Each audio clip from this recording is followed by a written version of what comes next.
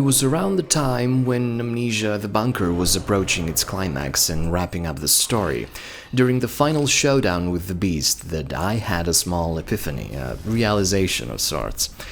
Well, this experience is barely different from all the other Amnesia games, I muttered. Yes, it is refined to perfection, but remove a few gameplay mechanics here and there, and it's practically the same formula. Yet, I'm different. I feel different. It's as though I'm playing a new subgenre of horror.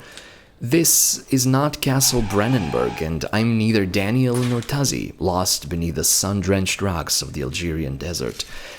This time, my goal is probably not to save the world or myself or my baby. I'm a soldier. My mission is to fight, to banish this unholy demon to the very depths of hell from where he came, but more on that later. My name is Henry Clement. I live in France. I am a soldier. And this is the first Amnesia game in which I actually role-played a character. I managed to knock the beast off the wooden bridge, sending it plummeting into the abyss. The structure began to shake. The scene screamed finality. I ran toward the exit, into the barren landscapes of war-disfigured earth. Scorched earth, muffled cries and deathly whispers, gunshots. It's still war out there. I don't want to go. I want to stay here, in the bunker. It's fun. It's cathartic. It's deeply personal and primordial. Headshot. So I turned around and started a new game. I went back into the bunker.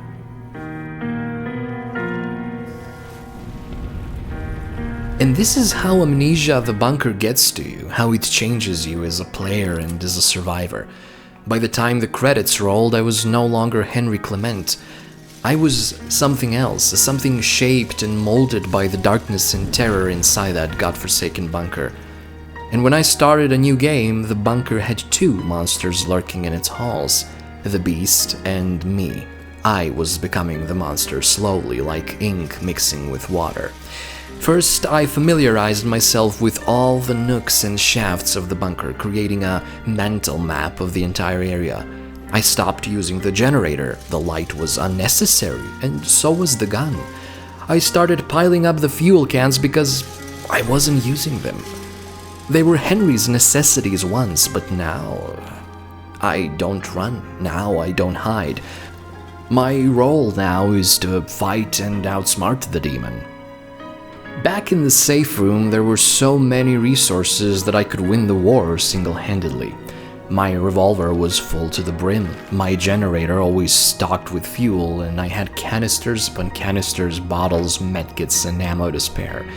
Not because I didn't want to use them, but because I didn't need them. In this playthrough, I really felt like Dutch from the movie Predator. When he started to hunt the alien, my resource runs were planned and well calculated. I even stopped using the flashlight. By the time I got the bolt cutters again, I'd memorized every location in the bunker. I could navigate the bunker single-handedly. The monster was merely an obstacle, and I enjoyed toying with it, feeding it gas, making it chase me, and then watching it trip over a wire. One time, I unloaded an entire barrel into the poor bastard, and then I burned its nest, because why not? Sorry, Father, for I have sinned. I'm no better than the beast. The monster hunts because it's in its nature. I hunt because it's fun. I had over 50 games on my Steam Deck, and the bunker was the only one I played for days, simply enjoying myself, role-playing as a monster, as a predator. I even got me some of that sweet Ghoul water. But as it turns out, there was one more monster inside the bunker. So it's war. We get that from gunshots and bodies and German guys yelling angry German stuff at us, something rather schnell. Henry and his friend and fellow comrade Augustine Lambert decide to play a game of dice in their trench to determine who would go on patrol.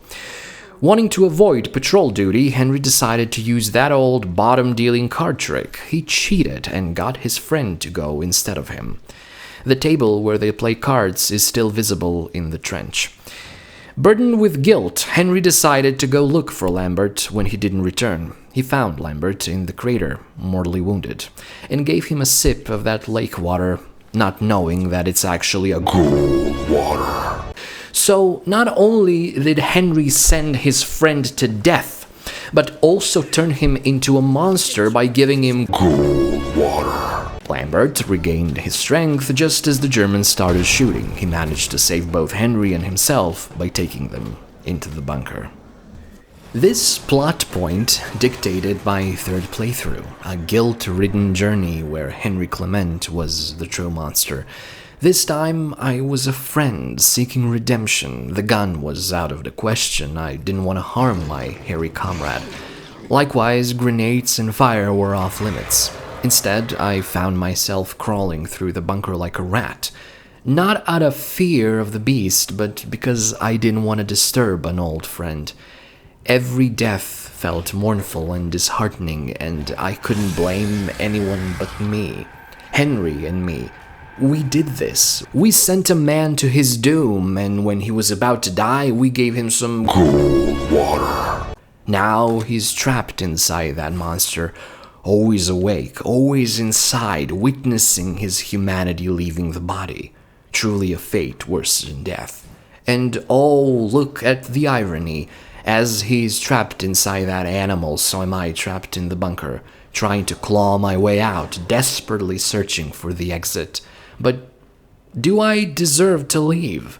What if this is hell for Henry or some sort of purgatory?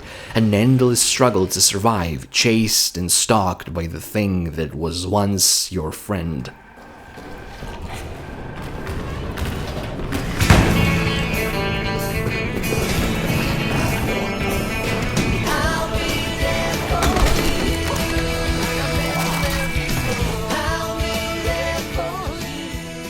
Since I didn't want to hurt my wonderful ghouly comrade, I decided to vent my anger on some random dude who had gouged his eyes out and gone deeper into the bunker. Look me in the eyes, tell me what you see. His name is Toussaint, and he has a shotgun, and that thing is a beauty.